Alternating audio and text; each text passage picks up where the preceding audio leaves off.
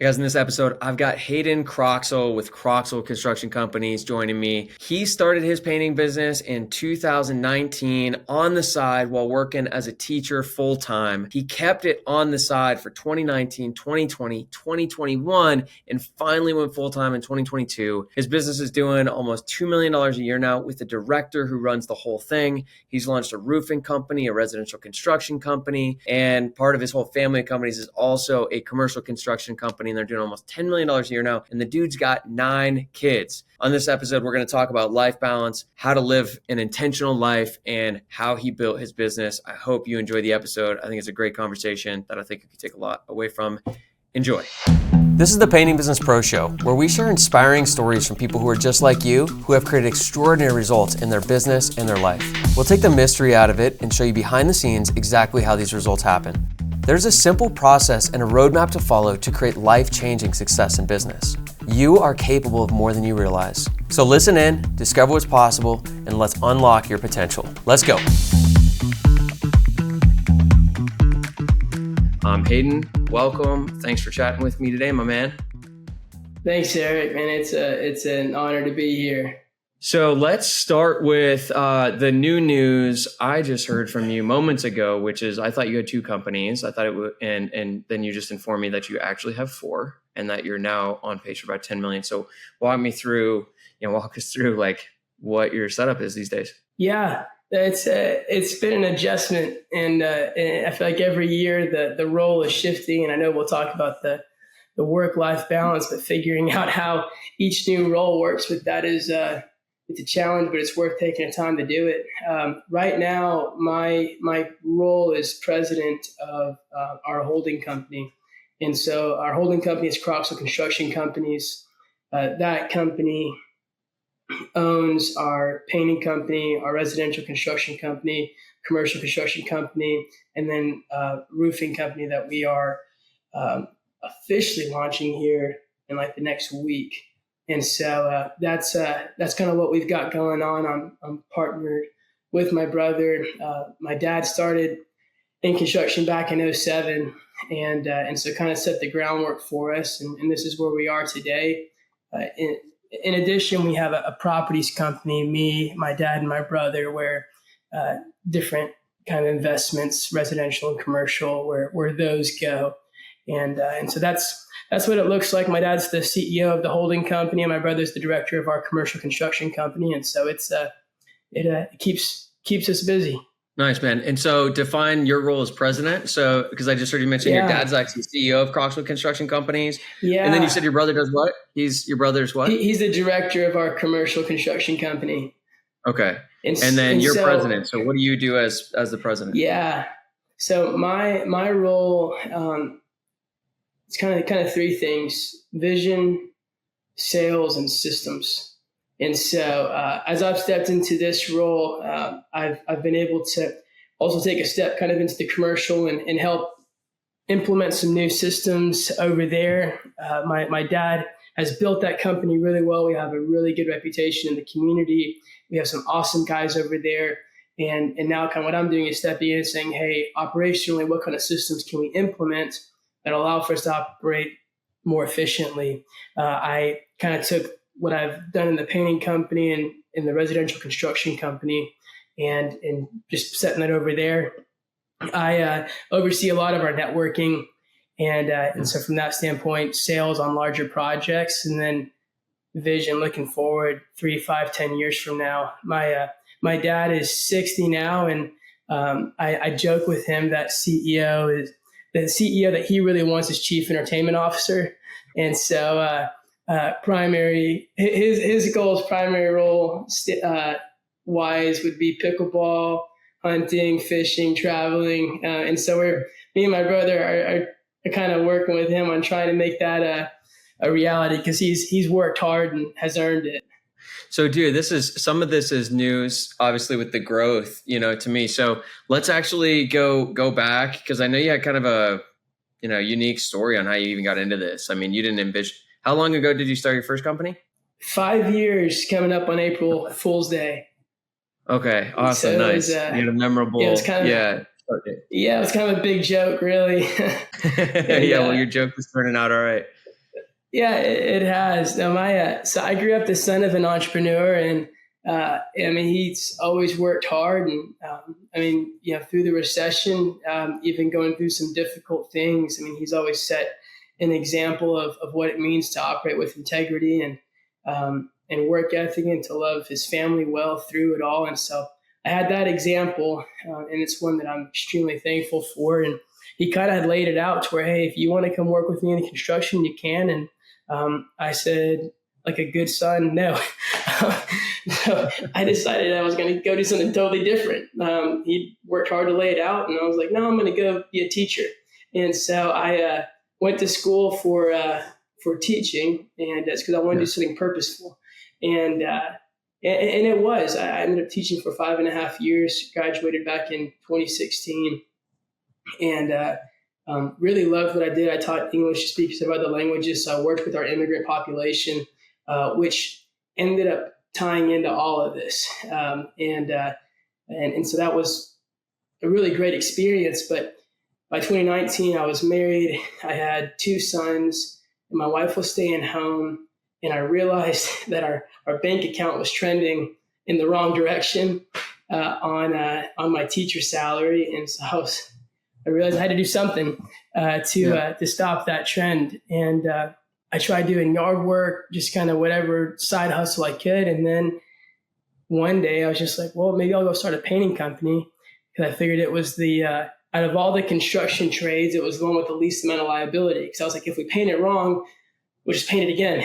And I remember at the time I didn't actually know what sheen meant, which that's kind of an important thing to know in painting. So I didn't really know what I was getting into, but I approached my dad and I said, hey, if I can put together some, a crew, could we try to paint some of your projects? And he told me no, but he would try to hook me up with maybe some clients who needed some painting services. So that's what I did. I would, first season was tough. I mean, year one was hard, because I'd go teach 8 to 4, and then I would leave teaching and drive and paint from 5 to midnight. I had some guys I knew who would moonlight with me from another painting company. So they would go do their shift, and then they'd come work with me, and did that for the first little while. And then I started subbing, and during the summer. So I was really busy that summer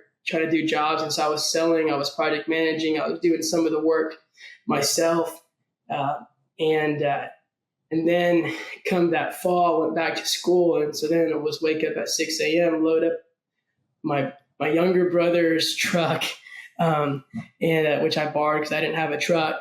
And I'd go drop off the materials, tools, get this crew started, go teach. After teaching, I would coach. And after coaching, I would go check on the job site, load up stuff. And so that was year one. And so I think we did around 140 year one, okay. And paid a lot for experience on some houses because I didn't really know what I was doing. So profitability wise, we were not that great, but I learned a lot, and that kind of set a groundwork going forward. And so then from there, man, how long? Because you just focused on the painting business for at least a couple years, right? Mm-hmm. Because when I even started talking to you, you were when we started talking a year and change ago, you were still mostly focused on the painting business, I think. Yeah. So 2020, I started my own crew, and because I was like, hey, I want an in-house quality, focus on that. Well, then COVID hit, and that kind of blew up residential painting.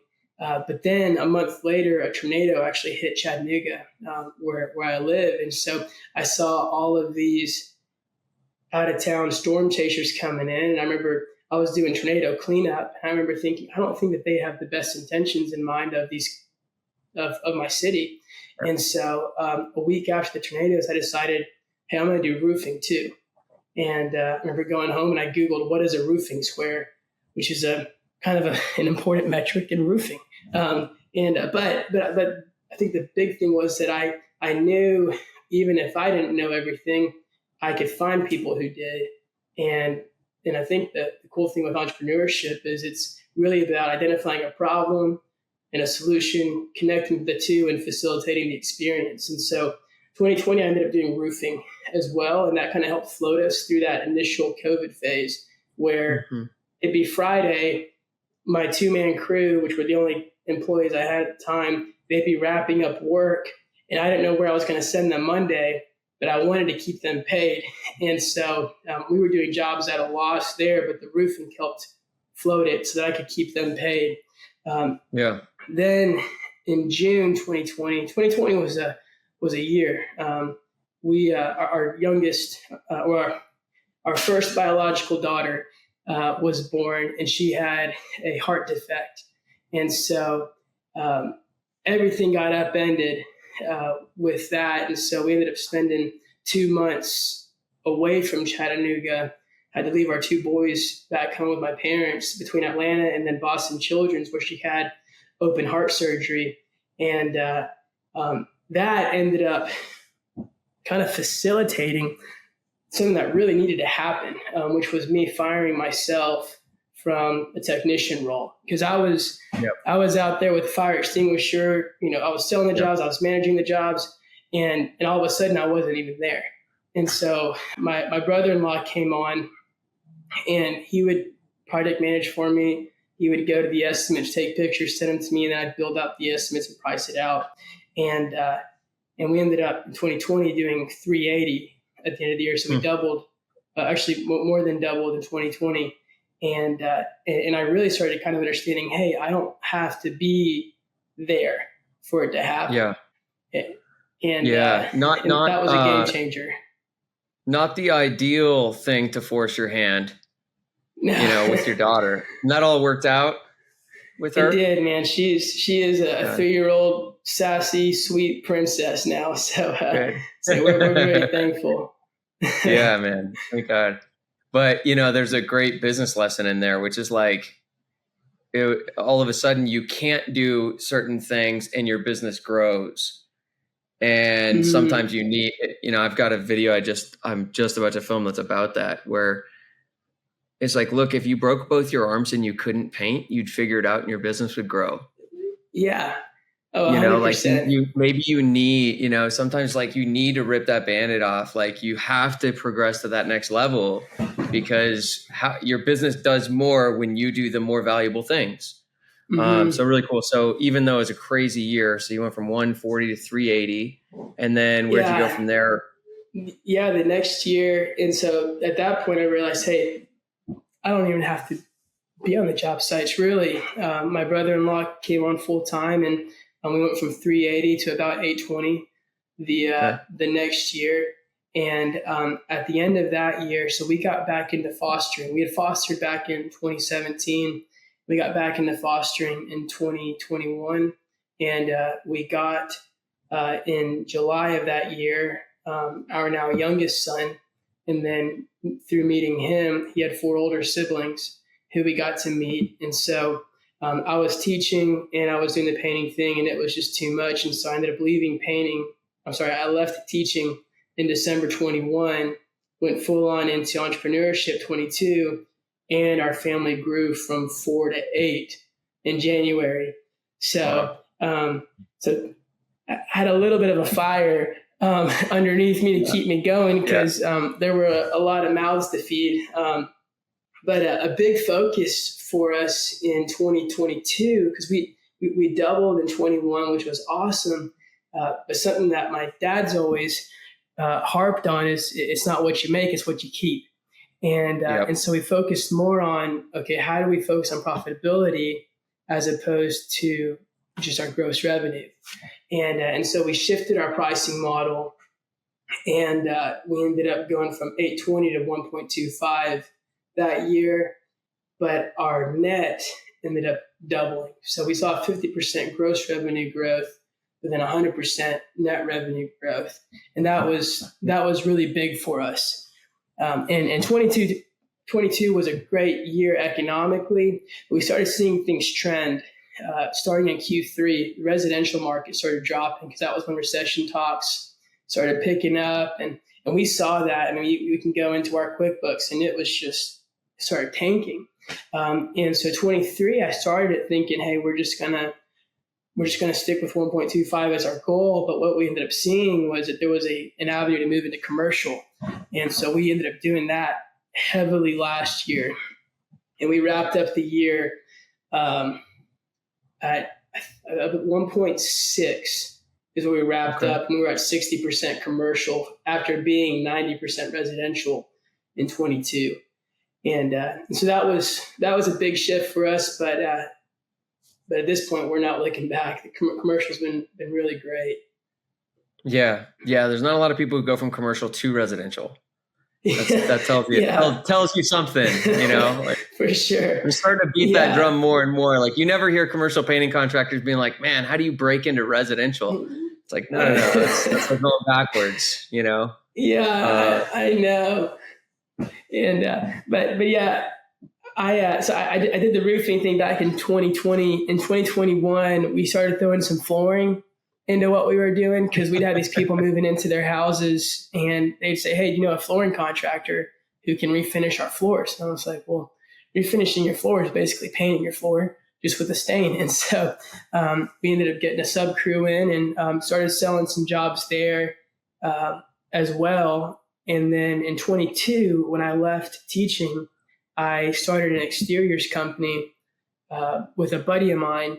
And I started that one with the wrong mentality. The idea was he's going to run it and I'm going to do hands off. But you can't start a business without being invested in it and having systems in place. And so I realized now that I did not, because he didn't have a background in it. And so I did not set him up for success. And so that company didn't do well.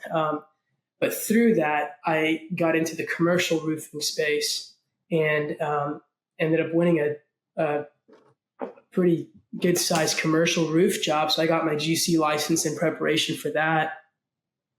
And then my dad, he was mostly in commercial construction. And so kind of through conversations, he said, well, have you thought about getting into residential construction? Because people would ask me, hey, do you know somebody who can do this? And I say, well, my dad's too busy. And then we don't do it because we just paint roof and floor. And so I was like, well, I've got my GC now, might as well do it. And so in the end of 22, ended up bringing on one of my best friends. And it was awesome because my pitch to him was, I have 0 jobs lined up right now.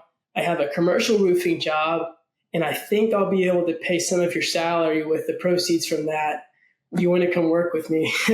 And but thankfully he did, because he's awesome. And so he's the director of our residential construction company now. And so last year was a lot of focus on building that company up. And then as we wrapped up last year, we decided, me and my brother and my dad, to do the holding company and put all these other companies underneath it.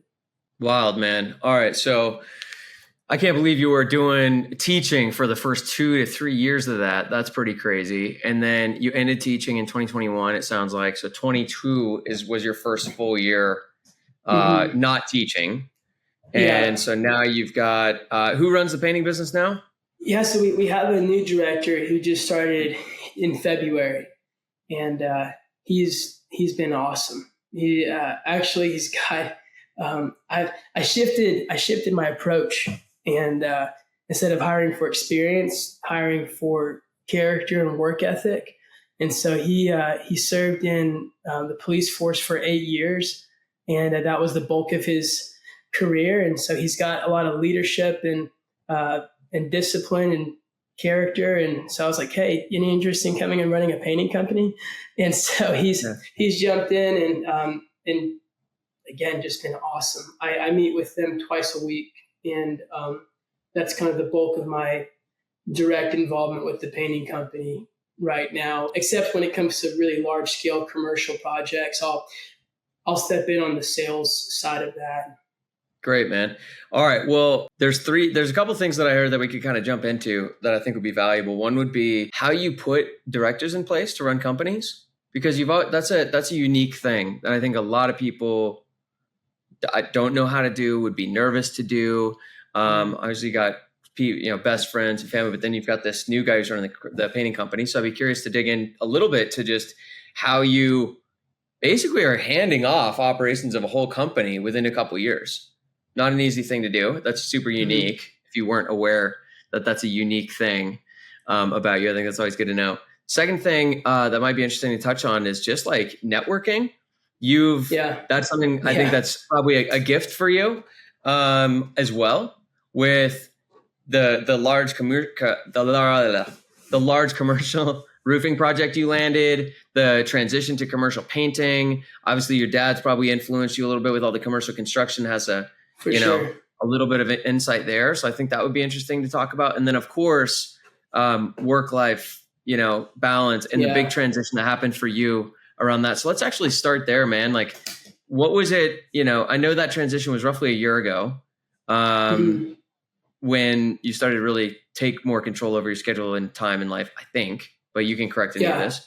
Why don't you give me the quick kind of before and what it's like now? And then let's dig into that. And then we can wrap up with those other two topics. Yeah, man, absolutely. And I remember beginning of 22, I read the book 4 Hour Work Week. And there's a lot of principles in it that I think are great, but that probably wasn't the best book for me to read going into full-time entrepreneurship, because I was like, I need to try not to work. And I think the shift that I've undergone largely through working with mentors and kind of seeing what all they've done is recognizing that there's seasons. Entrepreneurship is seasonal. There's some seasons where my capacity has to be a little bit heavier on the organization. And then there's seasons where my capacity it doesn't have to be as focused there. If we have a big project that we're trying to land, I might put in some extra hours that week, really focusing on making sure our team is prepped and that we've got everything that we need to make that happen. Or if we have a project that's going on that's a high dollar or high value project, ensuring that one gets taken care of thoroughly. But then having a landing zone, kind of, because it's easy as an entrepreneur just to get into the work all the time, put off everything else. I'm working to create a better future for my family, which has merit. But at the same time, I just turned 30. The next 10 years are the longest decade that I'll have my children in my home. And so if I spend all my time working right now, focused on creating a better future, I'm missing this time right now that I have with them. And so having that really at the forefront has been crucial. And then just setting those landing zones. Like last year, I was working pretty heavily on the residential company, getting that one built up, focusing on the sales side, building our reputation, building our systems, and then kind of towards the end, and then I was also building our house, and so that was an additional thing, and we got to the end of last year, and that was like my landing zone, where I was able to have like 3 months where I was just able to enjoy and rest and kind of take still working, but not as kind of go. And then we picked back up getting this holding company in place and really focusing on how are we going to systemize our commercial construction company for future growth. And so I've kind of got like a 3-month window where I'm like, hey, I'm going to be a little heavier involved. And where I think that the work-life balance really comes into place is, and what I loved about your course and my biggest takeaway from it was that design your life component, where I went in and I said, hey, this is who I am. I kind of started with these identity statements of I am a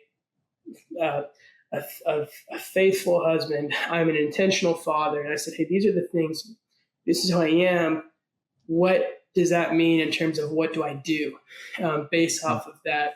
And then what was so cool about, again, that practice was then, well, if this is what I do, how do I make my calendar reflect that?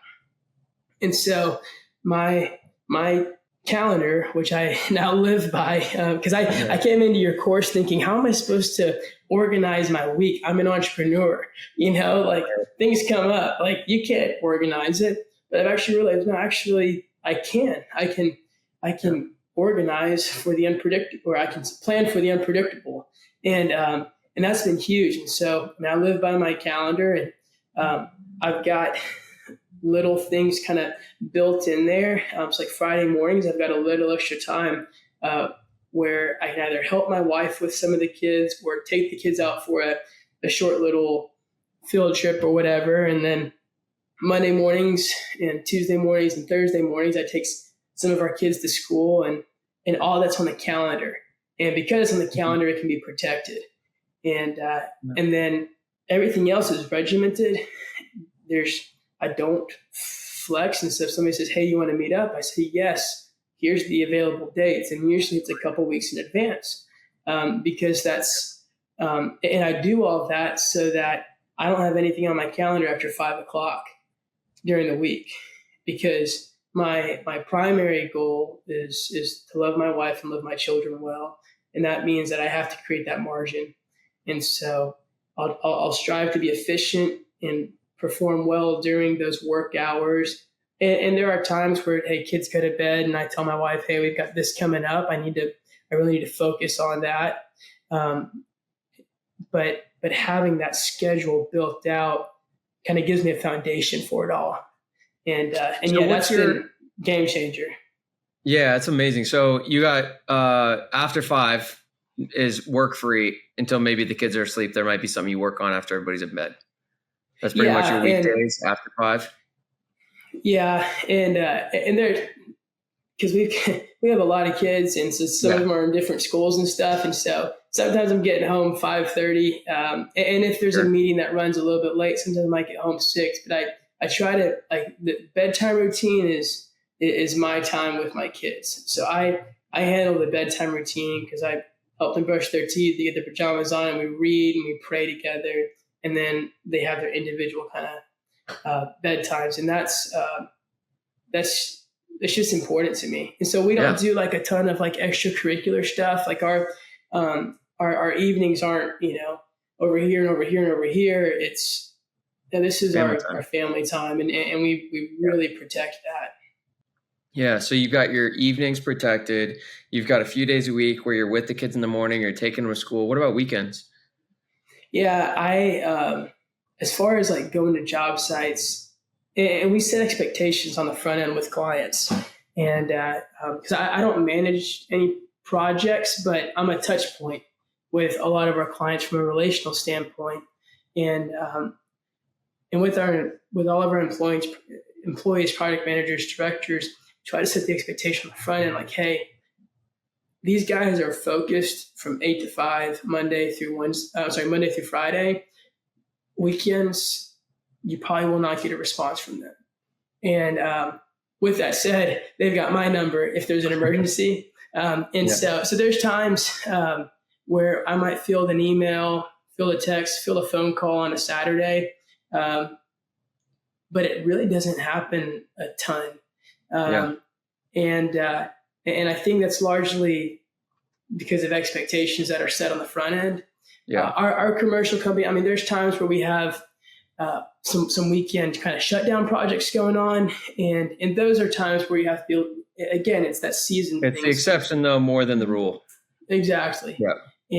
And so, Friday nights, we call it family fun night. So it's that / Sabbath. And that's like, I don't care what could be going on in the world. I don't care what party's going on. Like, that's like, we're together. It's me, my wife, and my kids. We have a meal, we watch a movie, we play.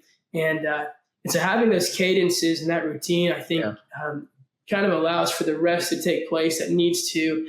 So then when I'm working, and I'm striving to be efficient with that time. Yeah. So just doing some math, I know you've got seasons. I agree with you. There's busier times and not busy times. For me, summers, I mean, ironically, I run a whole bunch of painting companies and stuff, but summer's not that busy for me. Oh yeah. Mostly because that's when my kids are available. We got 4th of July, we've got a couple trips we do. They've got a couple weeks off from school. Like, I take a lot of time off during that time. And actually, all the companies are so busy that I don't need to do, like, I almost get in the way. They're like, we just got to work, Eric. Like, leave us alone, which is all right. This is my busiest time, which is like springtime, setting a lot of things up, building, pushing things forward, getting a lot of momentum going. But how's that vary for you? Like, from hey, when I'm not like in a super busy season, I'm working this many hours a week. And if I'm really busy, I'm working this many hours a week. Like, do you have like a range that you feel like you typically find yourself in? Yeah, no, that's a good question. And with the shift that my role's undergone, like I've had to redo my calendar 3 separate times since last spring, just because I'm like, okay, well, now these are my responsibilities. Well, now these are mine. Redoing mine in 2 weeks. I mean, that's evolution, right? If what you do with your schedule and time is not changing much, then your results aren't changing much. So if you want a big shift in results, then you need to see a big shift in your calendar, because results are a function of action. And if your actions don't change much, the results don't change much. So I think that's important that you're making those shifts. And I think it would be impossible for you to have the kind of growth curve that you have right now if your schedule wasn't changing that much. Yeah, for sure. And already I was thinking about this earlier today, because we have the roofing company is launching, and I'm bringing on a sales and project manager in May. And I was like, okay, I'm going to have to go back in and make an adjustment to really work with him and get systems implemented. But yeah, I mean, there's some seasons like this summer, I'll be in Norway for 2.5, 3 weeks. And I'll probably be working 15, 20 hours during that season. Whereas, there's others where, again, if there's a lot going on, then I might be closer to 50, 60. If it's a big project or big sale that we're trying to land, or a big project we're trying to land. And so really, it's just that season. But the biggest thing for me that has helped is not letting those heavy seasons become the norm, because that's a temptation, because it's, hey, I can produce at this level, or I can produce at this level. But if I'm producing at this level, if I'm saying yes to this, but I'm saying no to something else, and that no is usually my family, relationships, my physical health. And so sometimes I have to be at this capacity, but this is kind of setting like, this is my norm, and this is where I have to be to do these other things well. What's the norm? 40 on average, but I get to design. And so in that, and kind of tying into the networking thing, I mean, I spend a lot of my time in team meetings. I spend time with clients, but I also spend a lot of time with, I'll have 3, 4 meetings a week built into my work week, where I'm meeting with mentors or guys, I would say brothers, or prospective clients. Actually, I wouldn't even include those in there. I've got 3 or 4 mentor and kind of brother or mentee meetings built into the week, because relationship is incredibly important to me. And mentors have been just absolute life changers for me. And so I really spent a lot. I mean, so this week alone, I've got 3 mentor meetings, and then 2 meetings with, guys I would consider brothers who I'm kind of doing life with. And so I include that into my work week, because kind of 8 to 5 is the time I give myself away from my family. And I think that it all fuels itself towards building the businesses, because part of being in my position requires that I'm growing and I'm being challenged and held accountable. And you can't have that if you don't have sounding boards from different angles helping you kind of walk through different life scenarios. There was a podcast I listened to with Naval Ravikant. Do you know who that is? I don't know that I do. So Naval Ravikant is a angel investor, and he's like pretty prolific guy at Silicon Valley. He started AngelList. AngelList is like the LinkedIn, but for startups, and they connect investors with startups with technical founders, and like they help you build your teams and all that stuff. So pretty cool company, Cool. super successful guy. And in like 2015, he kind of turned philosopher in a lot of ways, and was a great thinker. Like he's got some amazing things. I was listening to a podcast of his once, and he said, there's one little line that stuck with me. He said something like, if my name ends up on the side of a hospital building, I'll know I overshot. And meaning, and the way I took it, I don't know what he meant, but the way I took it was, if my name's on the side of a hospital wing, like I'm that wealthy that I'm donating hospital wings, too much of my life was about money. Too much of my life was, I allocated too much of my focus, attention, effort to that domain of life. I have so much more than I ever need or want. And so what I took out of that is kind of like pegging, like, what's my income number? What's my number? Everyone's got a number. It's like, that's the number where I could say, like, I have fulfilled everything I need to in the domain of money. Yeah. And then, I'm not going to over allocate time and energy and effort to that domain of life because it means I'm under allocated. I could reallocate that somewhere else. And I would way rather, for me, like overshoot with relationships, family, love, my health, than overshoot on business. And it's hard because, like you said, there's a draw to do more. There's more, especially once you've got that entrepreneur itch. So like, it's something I have to constantly, I love business. I love pursuing opportunities. It's fun and exciting, but also like, I don't really need to do that. And I'm foregoing something else. So I'm sharing that just to, for everybody listening, but also just, for you, because it's so easy, because you're getting to that point where you're like, dude, I really don't probably need, or you're getting closer where it's like needs are met. So at this point, it's like a choice. And beyond needs, more than needs are met. Soon it's like all the money I ever need has been met. And I've got this 10-year window where I've got all the time, 90% of your time with your kids by the time they're 18, right? That's you spend 90% of your time with your kids by the time they're 18. I'll work when they're 19. I'll start working again when they're 19. I got a long run ahead of me here. You're younger than I am, quite a bit younger than I am. You got time, so I think it's just important to keep that in perspective for people, that it's like, you've got your whole life to work, you just got to make sure like your needs are met, and then like things are growing. And it's not hard to grow your company on a reasonable schedule, so you can work hard, or you can work smart, or you can do both.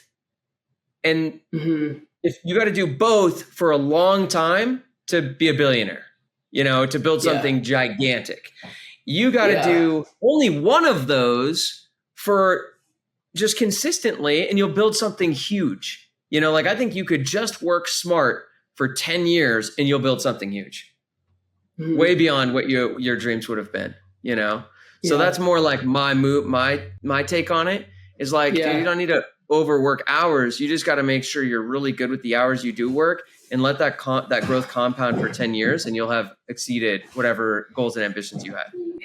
Dude, and I love that you bring that up, because that's something I've been spending, as I turned 30, kind of leading up to, I've been thinking through like what I want this next decade to look like.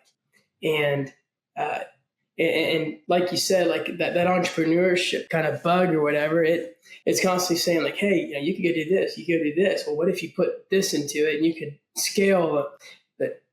The question I keep going back to is like, why? Like, why am I doing this? And I think something that early on really helped, and that I've that we've now implemented for all of our companies, is our mission statement, and that's bettering the lives of families. And so whenever we're thinking through what we're doing, that's the question that we go to is, hey, is this bettering the lives of families? Is it bettering the lives of our families? Right. And so, there's a financial component to that. But the biggest impact that I can have as a father is being present. Right. It's not your kids don't know how much money's in the bank account. yeah, and they don't care, and they won't care. Kind of like what that guy was saying. If my name's on the side of a hospital building, if I wasn't there for them, Yeah. and yeah, and that's something, having mentors and having brothers to do life with who I can share and say, hey, this is the man I want to be, who can hold me accountable to that, because the temptation is constantly make more, make more, make more, thinking, hey, I have to have more. But in reality, man, like my kids just want me. My wife just wants me. Yeah. They don't want the nice cars and whatever else. And so that's yeah, I love that you bring that up, because that perspective is so often overlooked. That the thing is you think of like Grant Cardone, it's the hustle, hustle, hustle, hustle, make money, make money, make money. Well, for what? Like you never get to see your kids, and that's, I mean, isn't that what all this is for? And if not, then what's the point? Yeah, it's the mentality of what does it profit a man if he gains the whole world but loses his soul? If you make all this money but don't have any purpose for it. And so that's been on my mind lately. And I've one of my goals this year is I'm interviewing 30 guys between the ages of 40 to 60 to hear, and there's just two questions. It's, what did you do well? And what would you do differently in your 30s? And so I've started that process. I've got like probably 6 or 7 done so far. And it has been, I'm starting to see themes, and I haven't had one guy yet. And some of these guys are, from a career standpoint, they're high performers. They're business owners who are really successful. I've not had one tell me, man, I wish I'd worked more during that decade. And instead it's been, man, I wish I'd spent more time with my wife, or I wish I'd spent more time with my kids. And I'm starting to see this theme from guys who I really look up to and respect. And so hearing that, I'm like, maybe just making, a ton of money over the next decade isn't where I need to be focused. And like you said, because I was back in February, I share a lot of stuff with my wife in terms of like how I'm feeling. And I was like, man, I feel a lot of stress because I'm looking at these companies and I'm seeing their potential. And I'm also seeing all the work that's going to have to go into getting some systems implemented and getting everybody rowing in the same direction. And I was like, staying up late at night thinking about it. And then I don't remember who I was talking to. I was talking to he's been a C-suite hospital exec, a mentor figure for me. And I was sharing this with him, and he's like, why are you putting so much pressure on yourself? Like you're the one who's setting this bar of, hey, I need to have all this in place in 6 months. He's like, why? Like, what's the point of that timeline? Whereas if I work faithfully and work smart and, over the course of 10 years, things should work out okay. As opposed to being like, oh, well, they've got that. I need to get that right now. How do I get it as fast as I can? You know what I mean? Because that's what I end up seeing a lot. There's also, it's also based on an assumption that if I don't set that bar and I don't work as hard to force it to happen, and instead I slow down and enjoy the process, those are two different approaches. And there's a fear to going with the slow, steady, enjoy the process, like I'm not going to make it happen, or performance is hindered. And I don't know if that's going to be true. Mm-hmm. Because sometimes good decision making can make all the difference. It's a decision that makes the biggest impact on a business, not the hours worked. Yeah. Like we're definitely born and grow up in like cause effect, like harder I work, the more I get. Like it's very in one, out one, but it's not. That's not actually the way it all works. It's not one input gets one output. And sometimes slowing down gets a better result. Enjoying the process gets a better result. Yeah. No, 100%.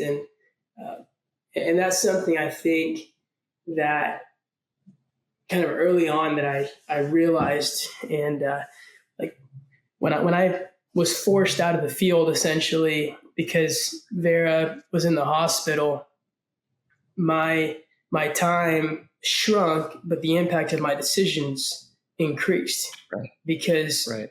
because of my role. And I've I don't remember exactly where I heard it, but I had somebody say, essentially take the gross revenue of your company, divide that by 52, and then divide it by 40. That's your hourly rate that you need to be producing as the leader of the company. And so now when I'm making decisions about, hey, what do I do? What do I not do? I'm thinking, well, is it worth X number for me to be doing this, to me personally or for the business? And that's been really helpful because I could go out, we've got a pour going on at a project. I could be out there working on it, but is that producing X that I'm supposed to be producing for my company? No. And so there wouldn't be a point. So I could be working really, really hard, but not actually be moving the needle at all because I'm not doing things that are effective and important for what I need to be doing. And that's been a mentality shift because it's easy to hop in with a fire extinguisher. Yeah. Well, you could take that number and just the way I think about that same principle is that's the average you're worth. That's the average, but there's some things in your calendar that are below that number right now because not everything in your calendar is not equal. There's the things that are on the low end in your calendar, and then there's the things on the high end. And I don't want to do anything less than what's on the high end. So then you could take that a step further and say, okay, but that's just taking this year's revenue. But if I look at 2 years, it's even higher. Yeah. Because next year is going to be bigger than this year. And if you take 10 years, it's even higher. So like if I look at my hourly rate, every hour that I work on something else right now, it's delaying the most valuable hour of my career, which is the last one. Mm-hmm. And so it's almost like, what are those going to be worth? And if the work I'm putting in is not forwarding that, I'm not doing it. It's why like I wouldn't do one-on-one consulting for almost any amount of money. Because I'm like, dude, I could be putting that into what I'm building because the thing I'm building is the thing that's going to be the most valuable. Yeah. And that was I remember the moment where I decided I wasn't going to pick up another paintbrush. And, I was at a job site and I was doing a walkthrough and there were touch-ups and, I was like, that's not my role. And not like in a haughty way of like, oh, I'm too good to pick up a paintbrush. But it was, if I do that, I'm taking away from this. And I've preached that to our project managers. I tell them, hey, you're not like, I don't want you picking up a hammer. If you have to pick up a hammer, it's because you didn't do your job thoroughly and plan. And I remember it was cool. One of my young PMs over in the residential construction company, the first time I saw it like really click, there was some water in a basement on a job site that needed to get vacuumed up. And I know that the temptation there was, we'll go get a shop vac, go vacuum it up, eats up 3-4 hours of his day. Instead, he sent our cleaner over there. And so we're paying her $18 an hour and I'm paying him, closer to $40 an hour. And he got it. He's like, that's not my role. I can do things that are more important, that produce more. And that's kind of, I think that's one of the biggest things that I learned, and anybody getting started in their entrepreneurial journey has to realize is, hey, it's not like I'm better than this. It's just saying, what can I be doing that's going to move the needle for my company more importantly? You got to keep firing yourself. I had to do that with one of my partners this year. I was like, hey, dude, from now on, you're not allowed to talk to this person or this person or this person or this person in your own company. You're not allowed to talk to them. They talk to this person. That person talks to you. Like, you do not talk to that. You don't involve yourself. Yeah. Stay out of it. Because there is a temptation to work more than you need to. And you've got people, you hire people so that they'll do the job for you. You don't need to do it. Mm-hmm. Yeah, no, absolutely. And I know you asked about like the director thing. Like that's kind of what it's been is I realized like, hey, I was directing the painting company and I was doing a sucky job at it because I was busy with the residential company and busy over here. And I realized, I need to bring somebody who can come in and do this better than I am. And I think that's something that gets overlooked is like, it's like you want to hire somebody who does the job as good or better than you. And that's something I don't think I'd realize because I always thought, oh well, hey, I could do this better than anybody. In reality, I'm realizing actually I'm not sure that you could. No. And that's been like, just finding guys and focusing on the character and the culture component is massive, and I cannot preach that enough. I remember I was wrapping up 2020, and I had 5 painters. I had a lead and his second gun, and then my brother-in-law, a former soccer player of mine, and then some teenage guy. He didn't last very long, needless to say, but I ended up letting my lead and his second gun go because they didn't fit the culture I wanted. I remember wondering in January 2021, did I just make the worst decision of my career? Because I've got 3 guys who have no painting experience working on all of my jobs. But that commitment to culture brought in a new lead in February of that year and a new second gun, and then a new sub that year. And between my former soccer player, that lead who we brought in February, and that new sub, those are our now 3 highest producing sub crews. So they're each leads of their own respective crew, and they've all bought into the culture. So when it comes to the director thing, like finding somebody who's better than you at leadership or whatever the role specifically calls for in that director role, I think is the biggest one. And then secondly, committing to culture is just absolutely crucial. And what I've found is, I don't have to be the fireman. I think that's the temptation for a lot of entrepreneurs is if you carry a fire extinguisher around and you're like, oh, hey guys, I see you're doing this. And then a little flame pops up and you're immediately pulling out your extinguisher and putting it out instead of saying like, hey, maybe they can do it.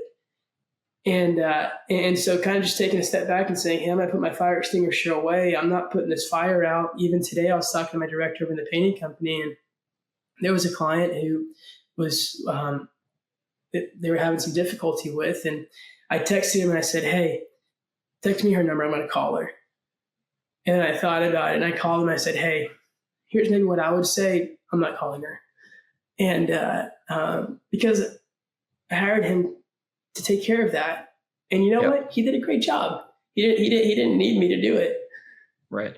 Hey, I'm curious, because we got to wrap up here in a few minutes, but I'm curious what your thoughts are on the different narratives around, because we talked about this before, around time management, life balance, hustle culture, all that. What are your, because that was something that you actually brought up to me. What are your thoughts on that? What are the conflicts? What's your view? I'm just curious to see if there's something there for us to chat about.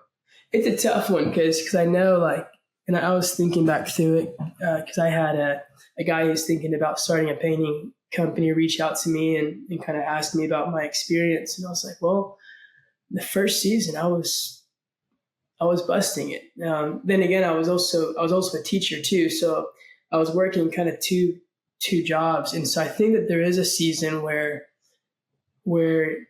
you have to work hard and put in some hours. But what I told him is going back, I think that I hindered my growth because I thought I had to just work hard.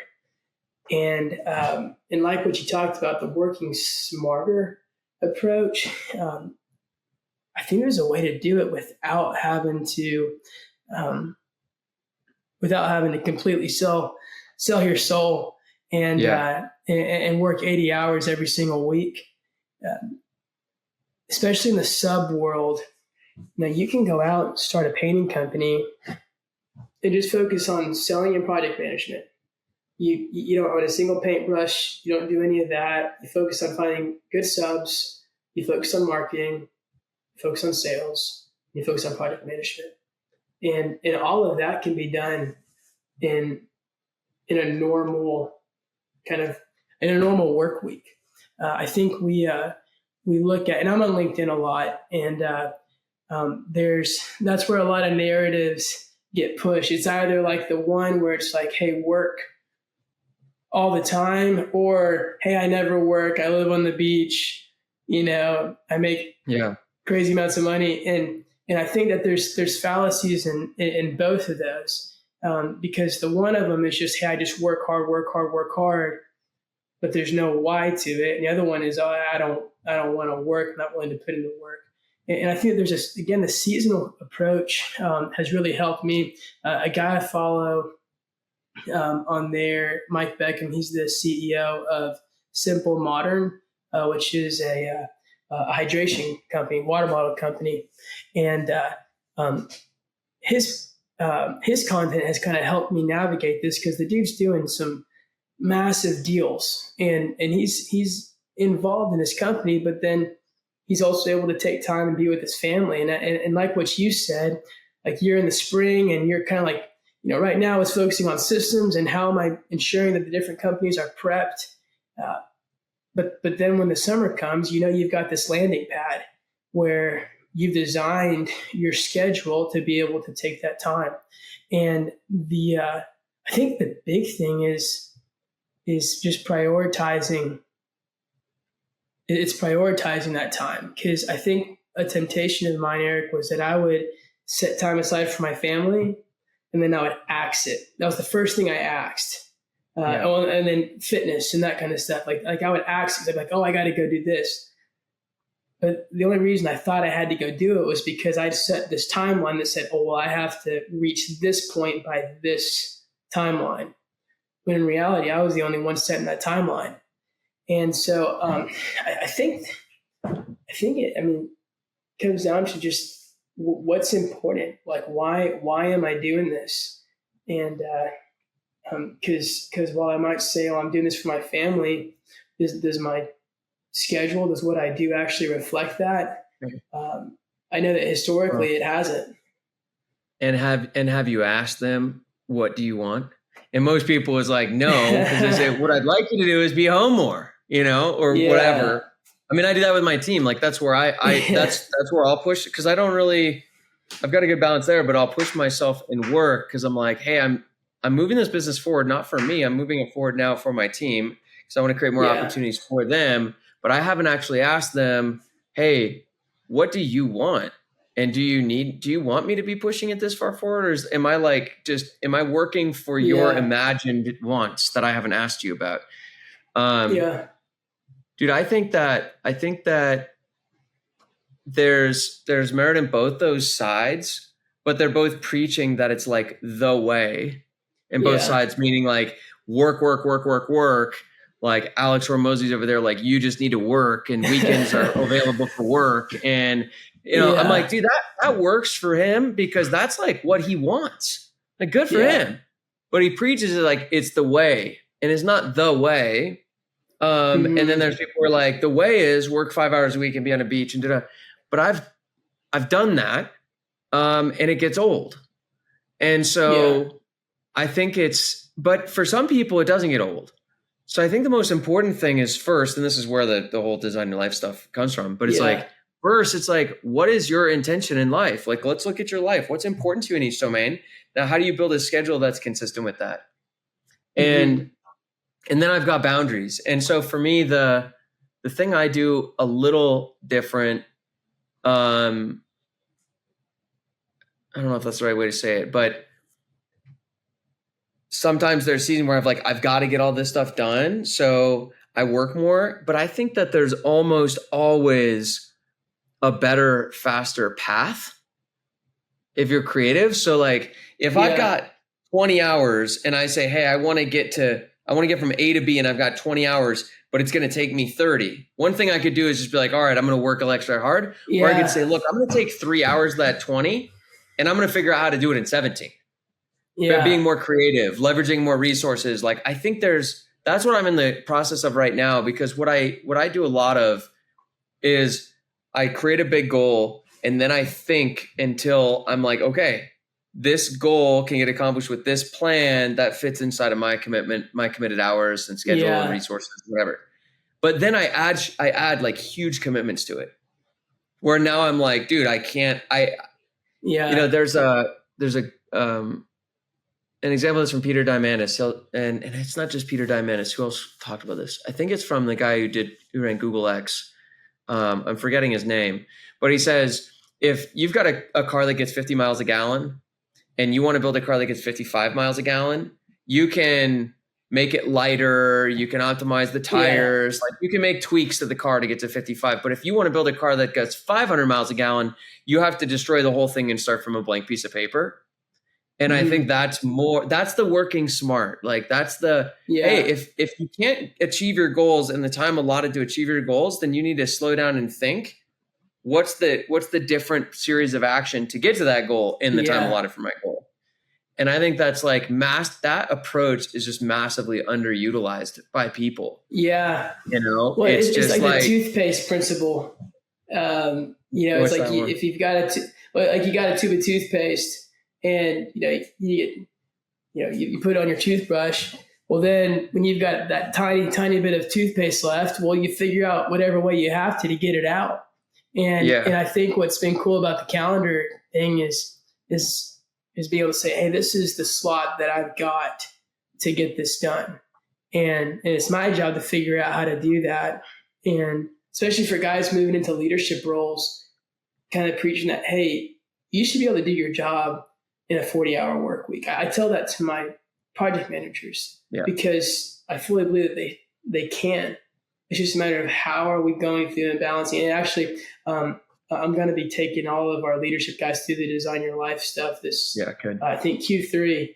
And so I'm pumped about that. But yeah, it's what parameters, like what you said, that makes all the difference. Because otherwise, if you don't have those guardrails up, you axe things. And usually it's the things that are most important that get axed first. Well, and you also, Parkinson's law, things will swell to fill the time allotted. So your work will swell in complexity and importance to fill the time you've allotted for the work. So if you give yourself more time, there's no shortage of stuff to do. You'll make things more complicated. You'll make them more complex. You'll drag your feet. You'll screw around more. But if you really tighten that up, and so it's this like, how do I create deadlines for myself that are bullshit, but I relate to them like they're real, the way you relate to going on vacation? When you're going on vacation, the day before vacation is the most productive day of your life. Like you don't mess around that day. There's no scrolling Instagram. There's no scrolling Facebook. Like you just get it done. But you don't do every day like that. But if you did, you could work half as much as you do and get the same output. So there's so many ways that you can get more out of your hours, but you don't. And that's like, so that just proves that like people are working more hours than they need to, because you could get more done in less time. Oh, 100%. Yeah, 100%. The Flow Research Collective, they do a lot of really cool work and on peak performance, and they've worked with some big organizations. They contract with like Facebook and Google and SpaceX and Deloitte, and their research and study suggests like 35-hour work week is like the ideal work week. Really? Because their whole thing is like, not their whole thing, but one way to look at it is you work like whether they'll use the analogy of a lion or an athlete, but it's like, if you're going to be at peak performance, then you need recovery. And you got to have that oscillation where it's like, all right, I'm going to work really hard, but then I'm going to break. And then I'm going to work really hard, and then I'm going to break. And you need to work these recovery breaks in throughout your day in like 15-minute increments, but then like longer recoveries a few times a week, maybe a whole day a week, maybe a weekend a month, maybe a week a quarter, or 3 days a quarter. That's just like totally disconnect and recharge yourself. But you need that oscillation, that cadence between peak performance and then recovery. Yeah. And just more than 35, you're going to be pushing yourself too much. Yeah. So anyways, that's kind of what I aim for, is less than that. Like what I found for me is like my perfect week is probably like a 20 to 25 hour week. I'm doing more than that now. Some weeks I do that, but that's like where I want to end up, because less than that, I'm Yeah. bored and I want to be doing more, but more than that. And I'm like, I'd like to golf more than I am right now. And I would like to sleep in more than I am right now. Yeah. And that's my, like the 7 or 8 hours I need, 10 hours I need to claw back. Yeah. Yeah, absolutely. And how do you build? I'm curious, like your training into it, because I know like one thing for me is, like I said, I would axe my physical Yeah. training, and now I've actually built that into my work week. And so, like, I love Mm-hmm. trail running, and so I actually have kind of 2 trail runs built into my work week as kind of those, which that for me is a recharge. Exactly. And so, how do you do that on your end? Same. I was at the gym right before our call today. That's awesome. I usually I'll do the gym 4 times a week. And sometimes it's Monday, Tuesday, Thursday, Friday. And then sometimes I'll move 1 or 2 of those to the weekekend. So it's 2 to 4 gym Monday through Friday, and then 0 to 2 on the weekend. Just depending on the week and how it's set up, and if I'm out of town and things like that. But that's the recovery. So like once I've worked I've like pushed myself a bunch, like that's the recharge. Like I work out, I hit the sauna, like I'll slow down, hit the steam room, like take care of myself a little bit, and then I'm ready for like another 4 or 5 hour, like high focus sprint. Yeah, absolutely. That's something I've been really trying to get our leadership guys in on is, and our director of our residential company, he works out every day. Like he has his gym time, and it's during the work week, because exact same thing. Like he's at his peak performance when he's taking care of his mind and his body. And so, but getting guys to understand that, I'm like, hey, like you can do what you need to do in 30, 35 hours, whatever it is. But if you're not taking care of yourself, man, you can work 50 hours and be underperforming. Yeah, exactly. I think that's huge. That's something we noticed. I was actually, so the whole framework we went through with Design Your Life, like I put that together just for myself in like 2012ish. That's awesome. And it was really great. And so I started teaching some of the people I worked with, and some other people I worked with would start to embrace it. And then we did that enough that by like 2015, 16, everyone in our company that was like following that and implementing that framework was outproducing everyone who wasn't, and was less stressed. Really? Like they had a better quality life, and they were outperforming. And it was so black and white that we're like, this is just going to become company policy. Like you have to follow this framework because you outproduce yourself. You following this framework outproduces and has a better experience of life than you not following this framework. Right. So that's where it started to be like, dude, this is just what you do in our company and culture. And that's why obviously it's in the Painting Business Pro stuff. Is it's both. It's not like you get both. Like it's all positive. So I've noticed that. So I mean, I think the more you can get that in with your team, like the better. And they're going to stick around longer because no other companies take care of their people like that. No one else is like fighting for you to have time with your significant other or take that trip or take care of your health. Like companies are doing the opposite usually, like asking more of you, like extracting more from you, instead of like, we're standing for our people to have everything that they want in their life. Yeah. Yeah, absolutely. That's awesome. That has me pumped to get the Design Your Life stuff going with them. I think it'll be a mentality shift, but I'm pumped about it. Yeah, make sure you note down to look at bringing those guys to the October event too. Oh yeah, no, I'm planning on bringing our director out there and hopefully our estimator too. Especially after being out there, I'll go to that, and I'm gonna go to the mountains for a few days and go trail running out there. Make a trip out of it. October's amazing up there. Really that's nice. What I've heard, man. I already told my wife, I said, hey, I'm going to come back here in October and go to a conference, and I'm going to go run. I'll be back 5 days later. I love it, man. All right. Any last words, anything else you'd share with someone who's, I don't know, starting their business, run their business, working too much? Any closing thoughts? You kind of mentioned it, but the network piece, I think might be one of the most underestimated parts of business. And I know for me, I work hard, I know things, but who I know has been the most influential part of the growth that I've experienced, and so whether it's mentors, coaches, finding mastermind groups, that kind of stuff just cannot undervalue it. It has been just an absolute game changer. I can tell you one. Remember, I got a lead back in 2020, and I remember pulling it up on Zillow, and it was a house up on a mountain in our city that's very affluent. And I was like, oh my gosh, I'm going to get to go bid on this. And go out there. And prior to that, I researched the guy who'd called me. And I learned a little bit about his background, and bid the job, presented it on the spot. And then afterward, I said, Mr. Kramer, whether you go with us or not, I would love the opportunity to meet with you sometime and hear about your experiences, your career, your background. And 4 years later, we meet every month.